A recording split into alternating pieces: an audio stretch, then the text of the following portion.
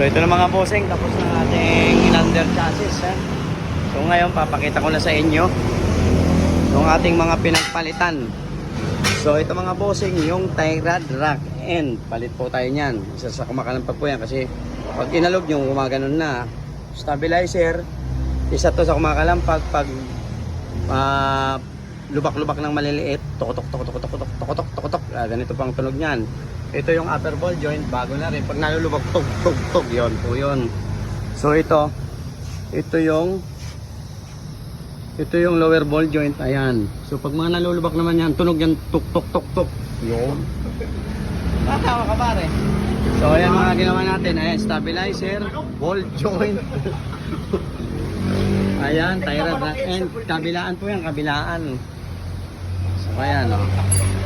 So ito stabilizer, ang tunog tok. Ito naman ball joint, tok. Yun. Ito naman yung tunog nito, tok.